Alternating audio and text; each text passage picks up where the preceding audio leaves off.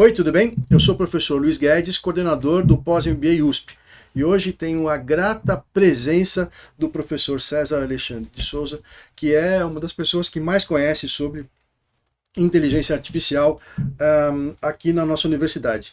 Teremos a satisfação de conversar um pouquinho sobre o fenômeno da adoção da IA por empresas e governos, que é hoje a bola da vez. Difícil encontrar uma empresa competitiva que não tem na IA uma ferramenta útil para aumentar a sua eficiência e mesmo alcançar a potencialidade de novos negócios. Então me acompanhe nessa jornada que tenho certeza vai ser muito interessante. Pois bem, professor, muito obrigado pela sua presença. É um prazer tê-lo aqui. Pelo convite. É um prazer tê-lo aqui. É uma honra estar aqui, professor Luiz Guedes. Que bom, que bom. Eu queria começar essa conversa te perguntando como é que a IA te fisgou. Como é que você chegou na IA, ou foi a IA que chegou até você? Né? Eu, assim, acho que já parei para pensar nisso, né? Mas na verdade começou quando eu tinha 10 anos de idade, né? Leitor de ficção científica desde sempre, tá certo? E me lembro do dia que eu fui no jornaleiro e comprei o livro do Eu, Robô, do Asimov. Sei. E li aquele livro lá e me encantou, né? Depois, claro, você ficou um pouco na gaveta, né? Mas não as três leis da robótica. Sim, né? Isso ficou no nosso imaginário, né? E depois sempre gostei de ficção científica, procurei sempre ler quase toda a saga lá do Asimov e outros livros de ficção científica, isso por um lado, né? Profissionalmente comecei a atuar na área de TI, como gerente de TI, chamava gerente de informática na época, né? Tá certo? Implementando sistemas, fazendo o que a gente chamava lá de mudança em processos, mas a gente chamou de transformação digital, ou seja, aplicando tecnologia digital para melhorar processos e negócios, né, desde do começo da minha carreira, e comecei a atuar na carreira acadêmica, falando sobre isso e na área de administração, na verdade, né, falando da estratégia de TI e olhando sempre como é que a TI muda os negócios, sempre foi a minha linha, né? E entre essas linhas que a gente estudava, entre os diversos tipos de tecnologia, estava lá a inteligência artificial, desde do começo ali dos meus estudos, tá certo? Mas mais especificamente próximo de 2016 e 2017 eu resolvi estudar de vez, né? Colocar a inteligência artificial assim como um dos temas que eu aprofundo, né, aprofundando esse tema nas disciplinas que eu ministro. Claro, as disciplinas que eu ministro não são técnicas, né, na FEA, mas a gente tenta entender o que a inteligência artificial, em suas várias formas, né, pode fazer e pode mudar os negócios. Então, assim, respondendo essa pergunta, não brevemente, gosto do tema desde sempre, né, inteligência artificial, pensando no... O que é inteligência artificial? A inteligência artificial é um estado da arte, né? Assim, uma coisa que a gente imagina, almeja para o uso da tecnologia, que vai além do que a gente tem hoje, né? Tá certo? Então é por isso que tem muito a ver com ficção científica e as pessoas se confundem, né? Esse é um dos problemas, na verdade, essa confusão, né? Entre o que a IA pode fazer hoje e o que a gente acha que ela vai poder fazer no futuro, né? Tá nesse sentido, você acha que o nome inteligência artificial é apropriado ou ele podia ser, ou isso traz uma aura talvez maior para a tecnologia do que ela pode entregar? Então, no começo lá do campo, dos anos 50, esse termo aí vem desde os anos 50, inteligência artificial, e tinha algumas variações, né? Não lembro se era cognição automática. Recentemente eu li alguém falando que era melhor que se fosse esse nome, que era um pouco menos grandioso, né? Mas acho que agora não dá para mudar o nome. Agora não tem como. Acho difícil também. Acho que sim, é porque às vezes parece que é um pouco mais do que a gente tem, né? Mas é um nome que tem aí um bom tempo e acredito que seja, assim, às vezes confunde, né? Mas vamos dizer também é uma meta, né? Do campo, né? Tá certo? Tem um objetivo bem claro, que é replicar a inteligência humana, né? Tá certo? Eu sempre fico pensando nisso. Se inteligente não é também quem tem frio, quem tem fome, quem tem saudade. Como é que dá para ser as diversas inteligências, né? Tá certo. Também o sentimento misturado à capacidade de cognição, capacidade de humano, processamento né? de dados. Tá certo, eu estava inclusive estudando, preparando as aulas para o próximo semestre. Tu né? acha que professor é só entrar na sala de aula, né? Tá certo, e justamente aí foi um post que eu fiz no LinkedIn recentemente sobre a definição de inteligência artificial. As pessoas acham que dá para definir inteligência artificial numa linha, numa frase, né? Então a gente vê diversos tipos de definição, e assim, no fundo, todas mais ou menos, mas se você vai definir de verdade, são vários campos, e depende do jeito que você encara o que seja inteligência, né? Então, nesse post ali, eu inclusive coloco a bibliografia para falar sobre isso, mas uma coisa é o agir como um ser humano, mais ou menos como o Alan Turing colocou naquele teste de Turing, né? Como é que a gente vai saber se o computador é inteligente? Então, enfim, se ele parecer inteligente, para mim ele é inteligente, né? Então coloca ele lá escondido, eu converso com ele. Na época ele imaginou o teclado, né? Mas hoje a gente já pode imaginar uma conversa por voz, né? Tá certo? Com o computador. Então, se ele me parecer que é uma pessoa, ou seja, expressa sentimentos, se ofende com alguma coisa que eu falo, reage positivamente ou negativamente, né? Se tiver um ser humano lá e me confundir, ele é inteligente. Então, nesse sentido, a emoção está incorporada, tá certo? Então, esse é um dos ramos. E um outro ramo aí tem a ver com inteligência ser racional, né? É tomar a melhor decisão, a decisão mais eficiente, eficaz, dados, o conjunto de dados e informações que você dispõe. Então, é uma outra linha de pensar na inteligência artificial, que é justamente essa questão aí de algoritmos de otimização que buscam obter racionalidade, tá certo? Quer dizer, o que é racionalidade? Não é que o ser humano não seja racional nesse sentido, mas nesse sentido exato da racionalidade, que é tomar a decisão certa, né? Ou ótima, é um tipo de campo. Então, assim, veja que é difícil. O pessoal fala inteligência artificial vai mudar o mundo, mas tem vários. O que é inteligência artificial depende um pouquinho da definição, e cada uma dessas definições tem campos que estão mais avançados ou menos avançados, né? Depende aí da abrangência, tá certo? Nesse sentido, a gente tem ouvido falar sobre esse black box effect, que é a inteligência artificial funcionando como uma caixa preta, a gente não sabe o que tem lá, não né? sabe o que tem lá. Tá então, certo. tem um input e depois tem uma recomendação. Como que se chegou a ela é cada vez mais difícil. Qual que é a sua opinião sobre isso? Então, de novo, né? Então, a inteligência artificial tem vários jeitos de chegar nesse grande objetivo, né? Tá certo? Então, ali também andei discutindo sobre isso aí. Estou fazendo propaganda dos meus posts, mas tá lá. São muito bem-vindas as propagandas. Tem um livro aí que se chama O Algoritmo Mestre, que ele fala das diversas tribos, né? Da inteligência artificial. Então, o machine learning é uma delas, né? E dentro do machine learning, as redes neurais são uma delas, e que tem essa característica aí de ser uma caixa preta, quer dizer, ela aprende nos dados, e você não tem como você entender o peso de cada um desses dados aí na decisão que ela toma, tá certo? Diferente aí de uma regressão linear ou logística, que a regressão logística também é vamos dizer, considerado um algoritmo de machine learning, que você tem lá os parâmetros, você pode dizer qual variável, né? O componente ajudou a decidir ou como decidiu. Então, assim, essa questão de não explicar não é de toda a inteligência artificial, mas sim, é da inteligência artificial do momento, que é o machine learning, que é o que interessa pra gente, né? E é um problema. Então, o pessoal tá trabalhando aí para abrir a caixa preta com várias ferramentas e técnicas para auxiliar aí na possibilidade de explicação, tá certo? Sim. Fazer o traceback, né? Como que chegou a conclusão? Como chegou, né? Tá certo? Então, assim, é campo de pesquisa, o Explainable AI, né? Tá certo? E eu vi uma pesquisa interessante, eu não lembro se era o ChatGPT ou algum outro desses modelos de linguagem, que o pessoal conseguiu identificar lá como é que foi o raciocínio, né? Mas é uma coisa estranha, né? A gente inventa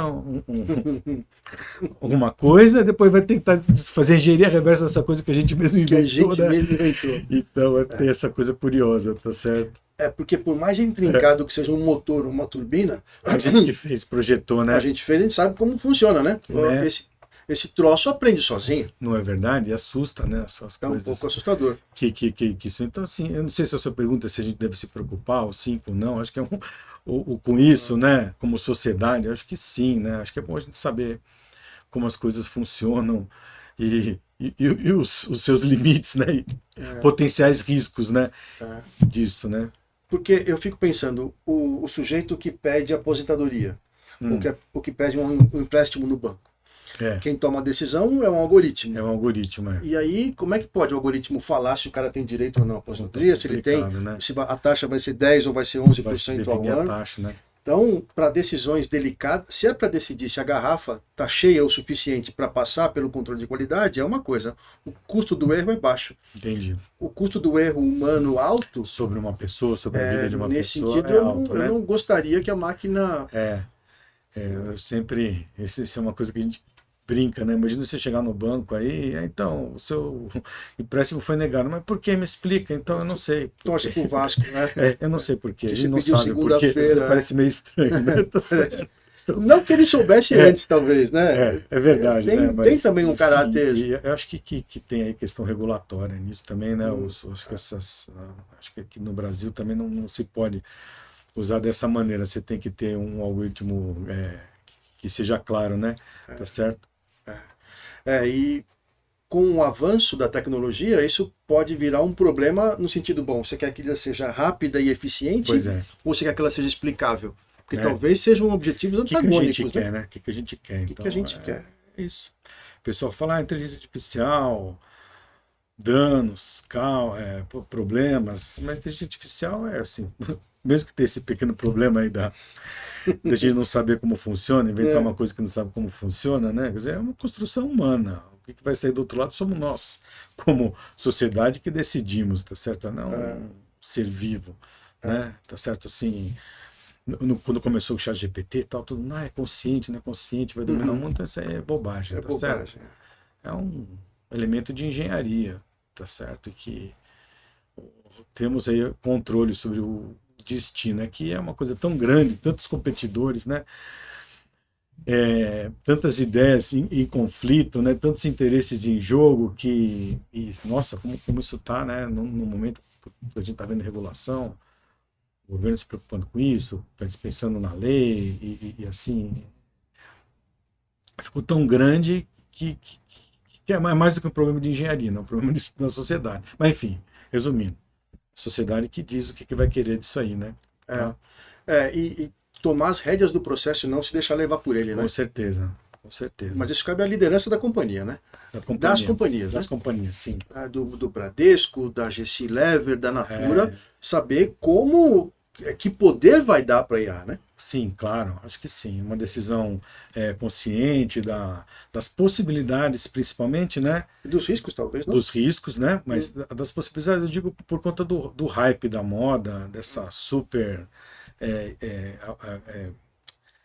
supervalorização, né, do que é possível, tá certo? Eu estava lendo aqui o relatório do Goldman Sachs, de junho agora, em que o pessoal fala assim, olha, isso é importante, é legal, mas as empresas ainda estão buscando um business case profundo aí para IA generativa, de novo, né? Como eu disse, inteligência artificial tem mais de 50 anos a ideia, né?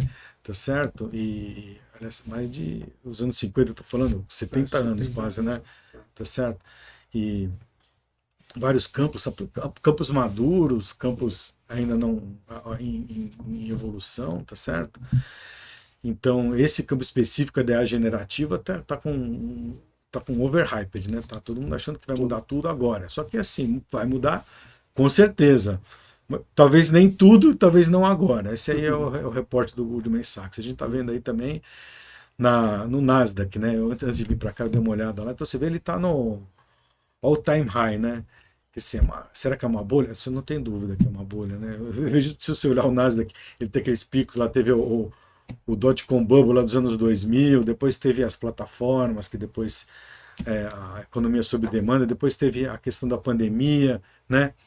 Esfriou um pouco depois por conta da regulação, dessa briga com as redes sociais. E agora, se você vê, está super inclinado e crescendo muito. Hype, né? A Nvidia explodiu. A empresa mais valiosa do mundo, porque faz as placas, né? Essa história do minerador, todo mundo viu já, né? Na corrida do ouro e tal. Então, assim, parece que tem um hype aí, né? Uma bolha aí, né? Tá certo? como toda bolha, É. é sempre muito perigosa, né? Perigosa. Quanto mais ela cresce, maior o tombo possível. Mora o tombo, né? É, Então, voltando à sua pergunta das empresas, sim, né? Uma decisão informada, esclarecida, vai mudar processos, vai mudar a maneira de gerir as empresas, vai mudar com certeza.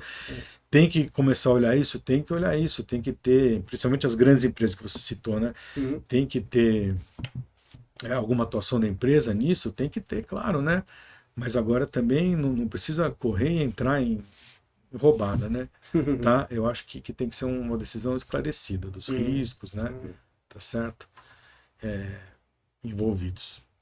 E você acha que, nesse sentido, tem que ter uma área responsável por IA na companhia? Tem uma diretoria, uma vice-presidência, uma gerência que seja? Né? Então, assim, grandes empresas, né? Até acho que é possível que isso aí tenha alguma responsabilidade na área de inovação ou de tecnologia ligado a isso, né? Acho que Hum, sim, tem que ter no mínimo, acho que alguma pessoa que acompanhe isso de perto, né? Tá hum. certo? Uma pessoa, uma equipe, grande empresa, acho que tem condição de fazer isso. Acho que deve. Eu faria. Agora, as empresas médias e pequenas, né? Porque quando a gente fala assim, o que que as empresas vão fazer? Então, a gente vê as empresas médias e as pequenas também aí no dilema, né? É. Tá certo? Então, as médias também tem que ter pelo menos alguma pessoa ali que olhe e Ou uma acompanhe, né? consultoria? Uma consultoria, né? Agora, as pequenas, a gente pensa que nível de oportunidade tem para as pequenas. Aí, claro, acho que é a questão da produtividade, as ferramentas de produtividade por exemplo, sem citar e fazer propaganda nenhuma, mas tem as ferramentas, essas ferramentas todas aí de LLM ou atreladas já aos aplicativos de uso, né? Hum, Eu acho que é um investimento conhecer e aprender como você melhora o seu escritório, o dia a dia, sim, sem né? dúvida. E também tem possibilidades que estão surgindo aí para automação de processos, né, como chatbot, atendimento ao cliente, que eu acho que tem ferramentas que são viáveis para as pequenas, tá? É. E também depende do setor, né? Se você falar, se você tem uma empresa de desenvolvimento de software, aí Aí não tem não jeito, tem dúvida, né? não tem Eu dúvida. já ouvi pessoas falando aí que já está mudando bastante aí o, o cenário de como se desenvolver o software por conta desses aplicativos aí que já escreve uma parte do programa, depois é só você software, depois você trabalha, né? Então, tá mudando. Empresa de criativo, Hum, de construção, publicidade, também essas aí, claro que já está bem adiantado o processo. Sem embora, eu estava até comentando, disse que ia falar hoje aqui, né? Eu tenho um filho de 13 anos, e ele, assim, por exemplo, quando vê uma propaganda, isso aí foi feito por inteligência artificial, que porcaria, né? Então, é, assim, já assim, começam tem uma uma questão tendência. geracional também, com que as pessoas acham. Eu e você, né, a gente acha uma maravilha quando vê um negócio e fala, como é possível? A criançada que está vendo aí, isso aí é o normal, e talvez até por ser feito por inteligência artificial, eles percebem uma Perde um enganação, pouco de entendeu? Então, valor. assim, Olha. não dá para você comprar que isso aí mudou tudo e vamos fazer nossa propaganda com um anúncio feito por inteligência artificial, porque será que o público vai é, gostar, vai valorizar ou vai desvalorizar? Vamos conhecer nosso, voltando para o back to basics, né? Conhecer o nosso público antes de usar a ferramenta, né? É. Tá certo? Porque o uso excessivo dela pode É, o ser excessivo contraproducente, né? assim, comoditiza, como fala assim, É, generaliza, é, certo? Virou uma coisa que todo mundo faz igual, é. certo? Usa a mesma ferramenta, Mesma chega no ferramenta mesmo ficou tudo resultado. igual. Então aí o tudo igual não te diferencia, tá certo? Então, acho que isso aí é um ponto importante, É né? um Você ponto comentou. importante. Vamos usar para nos diferenciar. Para nos diferenciar não dá para usar como tá. Tem que colocar, tem que ter a máquina, né? Quer dizer, a inteligência artificial é a inteligência natural, né? Trabalhando em conjunto. Então, assim, sim, né? Voltando para o começo, acho que empresas de todos os portes têm que se preocupar com isso, cada uma numa escala diferente, né? Numa escala diferente. Mas a pequena empresa também tem que estar atenta. E as pequenas que saírem na frente têm um head start importante, né?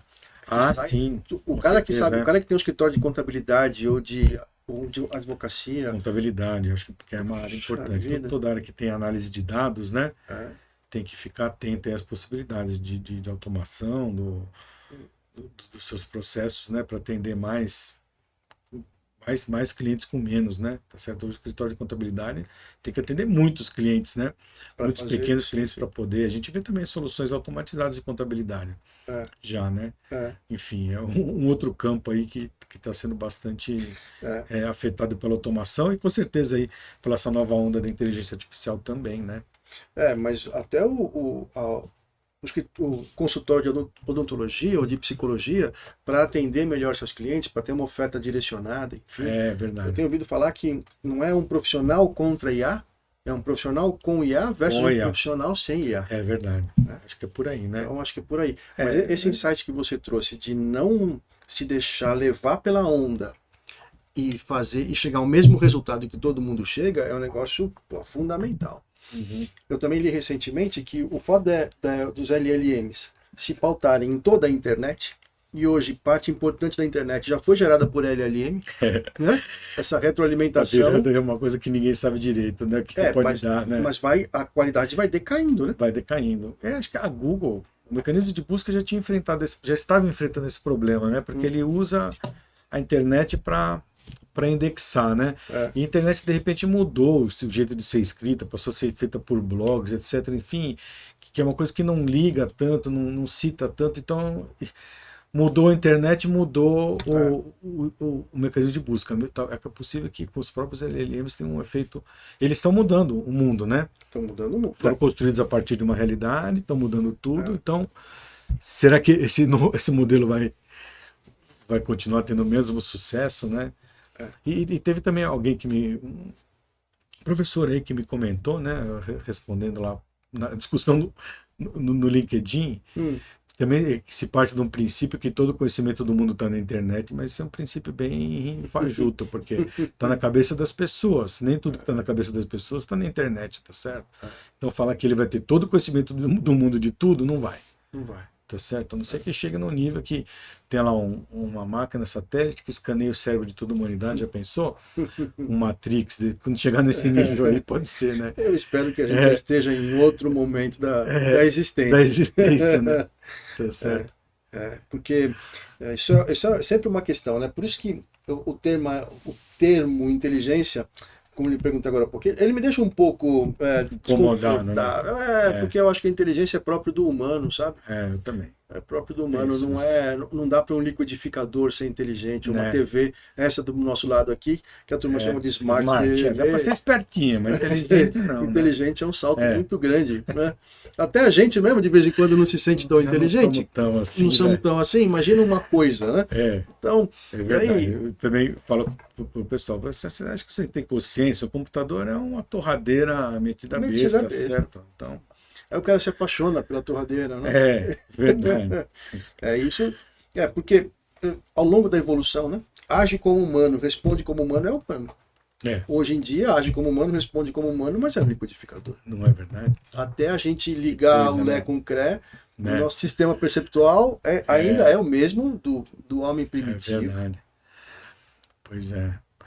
Agora, como a gente falou, né, as novas gerações têm uma visão diferente, né? Esse pessoal que está chegando agora, né? 13 anos, mas de 6 anos. Quando ele tiver 20 anos, 25, né? O que será que eles vão pensar? Como é que serão? O que será que vão ver o mundo? Não temos muita certeza ainda, né? Não temos muita certeza. Certo? Eu, com certeza, tenho essa plena visão de que computador é torradeira, pronto, acabou, né? E tento defender essa ideia. Agora, pode ser que esse ponto de vista mude, né? Ainda mais quando põe essa inteligência num humanoide, num robô que se parece com um humano. Já pensou que medo? Aí se vale da estranheza. Outro dia eu vi lá uma versão nova, acho que era do robô da Tesla, né? E se não me engano se era da Tesla, mas enfim, era um novo modelo, né? Aí ele se mexeu e falou assim, meu Deus, por que eles gostam de fazer um negócio aterrorizador, porque você olha aquilo, você morre de medo, né? Tá certo? Fala, ai meu Deus, chegou, né? A hora do Exterminador do Futuro. Pois é. Mas enfim. Esse negócio não é porque dá para fazer que a gente deva fazer. Né? Verdade. Com certeza. Porque a gente já testou esse limite uma vez como humanidade, a meu juízo, só uma vez. E chegou à conclusão que não devemos fazer. Não é verdade? Que é com com a clonagem humana. Pensei que você ia falar com a bomba atômica, mas. A bomba bem. atômica a gente fez, né? Infelizmente, A né? clonagem humana. A clonagem. A gente, eu li quando foi a Dolly? recentemente. Eu sei lá, há muitos anos. Nossa, eu lembro. Era Década criança. de 90. Jovem, jovem. Década de 90. Então, e um mamífero. Quer dizer, a complexidade é um negócio lembro disso. absurdo. E a gente parou ali, tal como sabemos. Porque teve como um sociedade. acordo, né? Porque teve um acordo. Todo mundo falou assim, não se brinca, isso né? não se brinca e a gente não É prosseguiu. verdade. Então, já há uma... Eu vi isso aí recentemente como argumento de que teve aquela carta lá, vamos parar a inteligência artificial por 6 meses. O pessoal falou, mas não dá para parar, que absurdo. E aí um argumento assim, olha, mas já fizemos isso uma vez. E até hoje está se respeitando, né? Tá? Porque a gente pode chegar num limite perigoso, né? Pois é verdade. Né? Pode chegar, né? Ninguém sabe. Essa é uma dúvida. É uma dúvida. E os filmes de ficção ajudam a meter medo na gente. É verdade. Porque a gente sabe que o mal que a gente faz para o planeta, né? E o mal que fazemos uns para os outros, né? A sociedade capitalista que é a melhor que temos, aparentemente, mas que pode ser tão cruel. E a gente acha que uma máquina, quando perceber isso, vai falar assim, peraí, deixa eu tomar conta que vocês não estão sabendo fazer direito. É verdade. Acho que no fundo tem esse medo, assim, né? É verdade. O que me leva a uma pergunta, professor. Você acha que é possível fatorar ética num algoritmo? Como assim, incluir a ética, assim, o comportamento ético no algoritmo? Porque se eu falo, eu quero dar a função objetiva, chegar daqui até a Vila Mariana o mais rápido possível. Ele passa por cima da calçada, atropela as pessoas, porque é o mais rápido possível. Está atendendo o objetivo. Então, a ética é um conjunto grande de normas e regras de bom senso e de bom comportamento. Concordo com em você. Sociedade. Como é que isso... Mais complexo, né? A gente vai explicando isso para as crianças, para os nossos filhos, dia por dia. Dia a dia. Com exemplo, com palavras, falando dos avós deles, etc. E tal. Agora, algoritmo... Você perguntou se é possível. Então não sei responder se é possível. Agora, é difícil, dificilmente, né? Só falando do exemplo aí do ChatGPT, né, que pegou, eu falo essa brincadeira. Imagina que você pega para o seu filho, filho, vai lá e lê tudo que você puder na internet, aqui me conta. Ele vai lá e fica lendo, lê tudo, aprende um monte de coisa, né? Daí volta, filho, fala o que você aprendeu. Aprendi isso, tem aquilo. Eu falei, filho, pelo amor de Deus, o que você está falando aí? Está falando um monte de besteira, né? Porque ele simplesmente leu e está replicando. Então aí o que a gente tem que fazer? Filho, não fala isso, não fala aquilo, você tem que aplicar a ética aí é totalmente humano. Então, acho que como você sabe, né, o ChatGPT e os outros LLMs têm o seu treinamento. Depois tem uma fase que é feita por seres humanos, né? Que é o RL, o Reinforcement Learning with Human Feedback, RLHF, né? Tá certo? Então, que primeiro contrataram lá um time de pessoas que analisou as respostas e falava isso sim, isso pode, não pode. Depois, a partir disso, conseguiram fazer uma automação para um time maior de pessoas, mais baratas, né? Vamos dizer assim. Simplesmente pegar as perguntas e só dar ok, sim ou não. Então, assim, para poder melhorar as respostas nesse sentido, para não falar... para evitar vieses, preconceitos ou informações incorretas, tá certo? Então, isso aí foi um trabalho humano. Tá certo? Então, assim, quando a gente fala assim, isso foi uma colega minha do campo, falou, você acha que o ChatGPT que a gente usa hoje é só máquina? Não é, ele tem um componente humano, que é justamente essa parte aí que a ética que foi embutida a posteriori. Agora, a sua pergunta é fundamental. E volto para uma coisa que você falou no começo, né?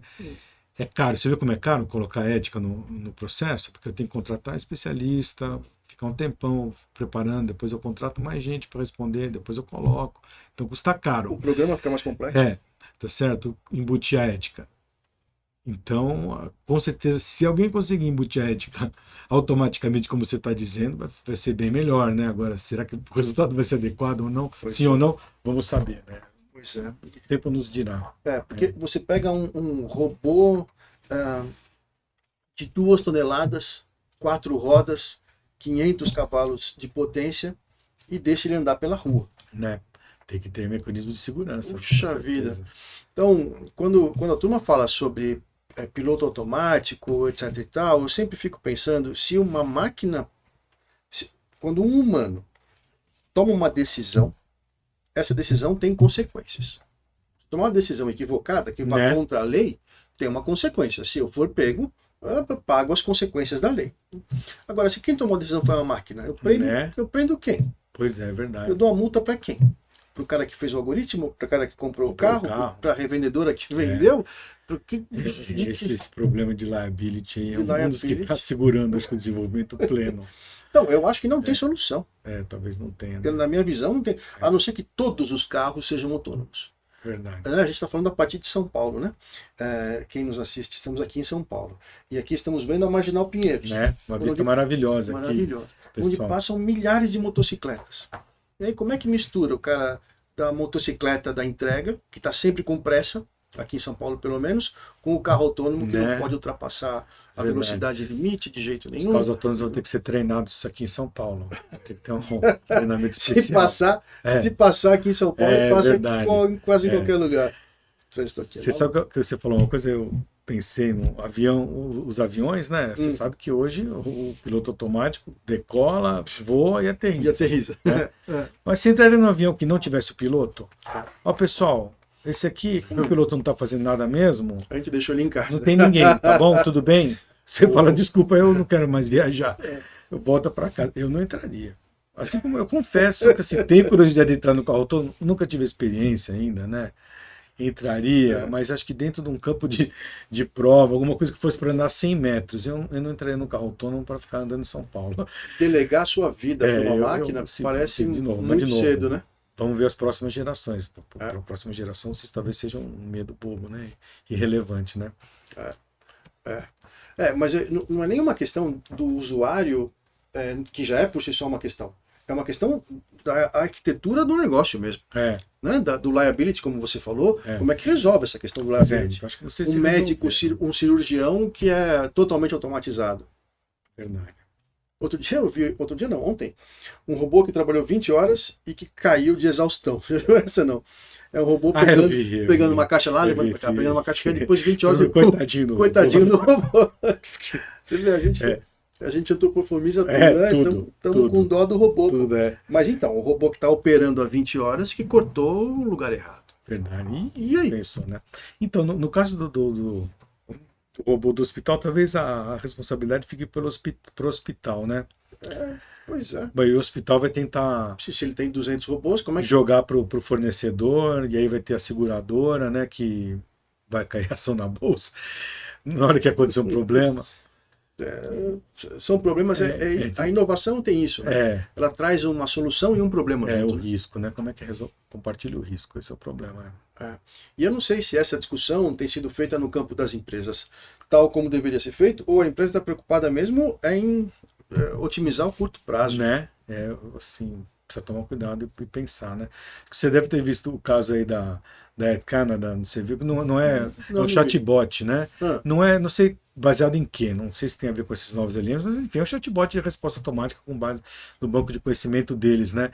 E o cliente, o passageiro perguntou, olha, então, minha avó faleceu, eu queria saber como é que é o reembolso por luto, tal, que tem lá Aí o chatbot falou, não, sinto muito pela sua perda, vai viajar, depois que você voltar, tiver tudo bem, você apresenta aqui o ticket, a passagem, a gente reembolsa, tá bom? Tá bom. Ele foi, viajou, voltou, foi reembolsar. Aí o departamento financeiro da Air Canada falou assim, desculpa, não podemos reembolsar, não é assim que funciona. Como não é assim que funciona? Não, aqui a gente pode emitir a passagem antes.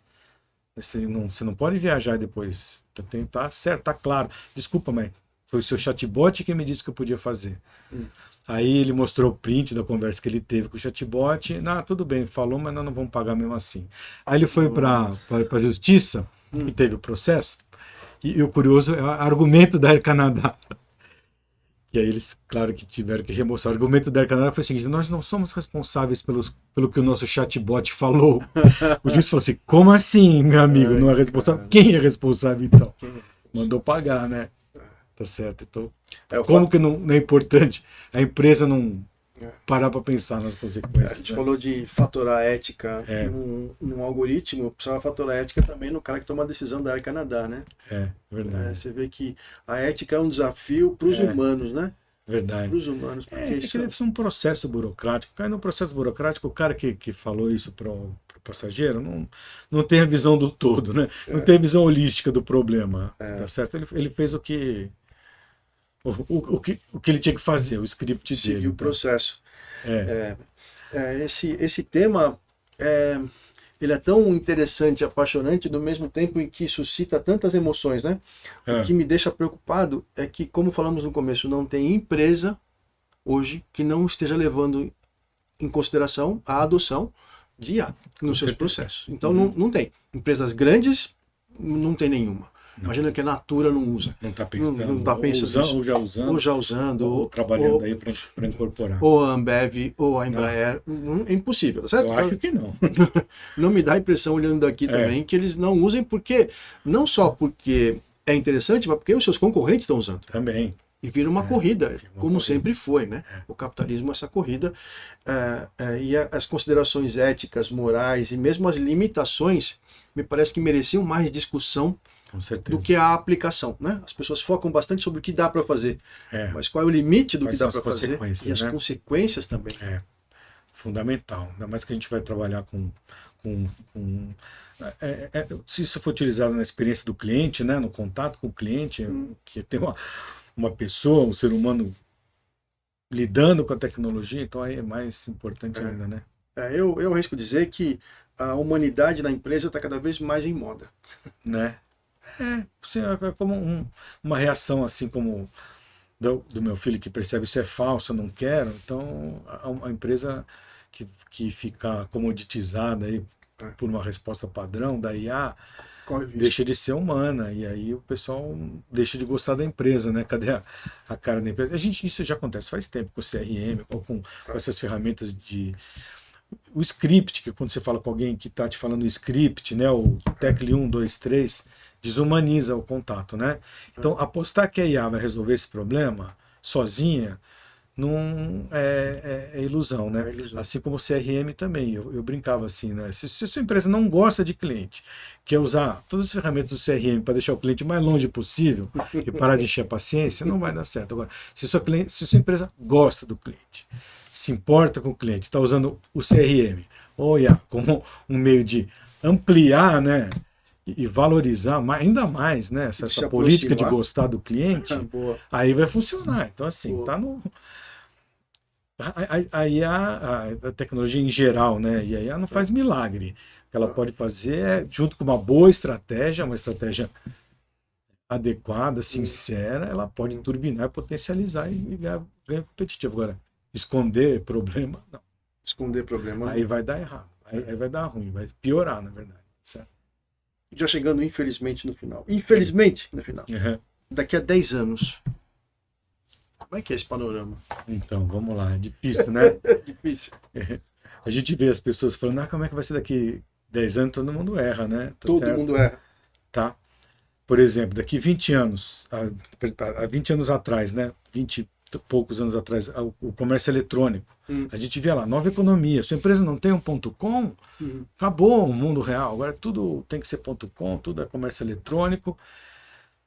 Isso há 25 anos lá, 99, teve aquela bolha e tal, e demorou 25 anos, teve que ter uma pandemia para, vamos dizer, fazer uma aceleração final do comércio eletrônico, que a pandemia foi um momento em que o comércio eletrônico foi uma alternativa e acelerou, as pessoas começaram a adotar. Eu mesmo não comprava comida pelo aplicativo, agora eu só faço isso. Tá vendo? Muitos adotaram e ficou. Então, vai mudar? Vai mudar. Isso eu não tenho dúvida nenhuma. Só que o tempo que isso dessas mudanças é mais amplo. Então, em 5, 10, 20 ou 20 anos, a gente vai ter uma mudança significativa. Quando essas ferramentas ficarem boas, né, em relação de atendimento, de você interagir com uma empresa por uma inteligência artificial naturalmente, com confiança, né? E acho que isso vai acontecer. Tá certo? Então vai mudar, sim, o nível de relacionamento das empresas, das grandes empresas com o seu consumidor, tá certo? Outros cenários, né, que os próprios consumidores vão ter os seus agentes também, né? Então você, o Luiz Guedes, você não vai falar com uma empresa para defender seus interesses, vai ser o seu agente que vai conversar. Então Em seu nome. São outros cenários, né? É, Que é a economia dos agentes, né? é. Que está começando. Tá começando também, agora, né? né? Que também era uma coisa que se planeja. No futuro vai ter a gente conversando com a gente em nosso nome, mas isso vai demorar um pouco. Então, assim, falar exatamente o que vai acontecer, não sei, mas acho que a inteligência artificial tem um potencial grande aí de melhorar, ampliar a comunicação, né? Que é um problema sempre. Comunicação entre pessoas e empresas, né? Agora isso vai demorar, vai ter seus percalços, mas que vai mudar, vai mudar. Assim como o comércio eletrônico chegou para valer depois da pandemia. É. Agora, veja bem, depois da pandemia todo mundo voltou a viajar para o supermercado, para o cinema. Outro dia eu estava vendo o renascimento dos cinemas, né? Então o lado humano, o contato humano, acho que não morre não. Não morre, não. Não sei se tem tempo ainda, só para finalizar, eu tinha um último exemplo. O professor robô, eu vi lá no Japão. Professor que vai dar aula, um robô, um humanoide, né? Uau. E que com esses modelos de linguagem vai poder falar e responder perguntas. E se você está vendo como a expressão desses robôs está melhorando, então imagina o aluno conversando com o robô. Agora, será que o aluno vai falar assim, pô, professor robô, isso era fantástico, quando eu crescer, eu vou querer ser que nem você, né? Então essa inspiração, eu acho que um robô não vai ser capaz de fazer. Eu, como professor, eu gosto de inspirar as pessoas. Eu acho que assim, o fundamental, né, do trabalho do educador é inspirar as pessoas a serem melhores, a querer estudar, né? Será que um robô vai conseguir inspirar isso numa pessoa? Também se conseguir, acabou, né? Fecha a lojinha e vamos fazer outra coisa. É, né? eu sempre fico pensando, quando começou a caneta tinteiro, não se aceitava assinatura com caneta esferográfica, né? Porque era uma Eu não sabia tecnologia, disso. não sei o quê. Então a caneta é tinteiro, não é esferográfica, essa porcaria. Se você olhar a precisão e a beleza estética da caneta da tinteiro, assinatura, não se compara As com uma nuances caneta. ali, não É, exato, não você se pode compara. fazer. Só que quem tem caneta tinteiro hoje, tá certo? É 0,01%. Então, eu não sei se a gente está nesse ponto também de achar que hoje é melhor porque é o que a gente tem. Eu também fico com essa dúvida do professor robô, do professor algoritmo.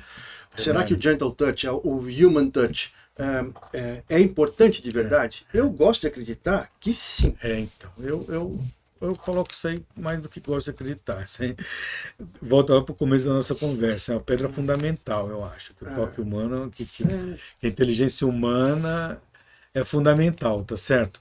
Agora, se ela ficar muito cara, se for mais barato fazer de outro jeito e dane-se aí.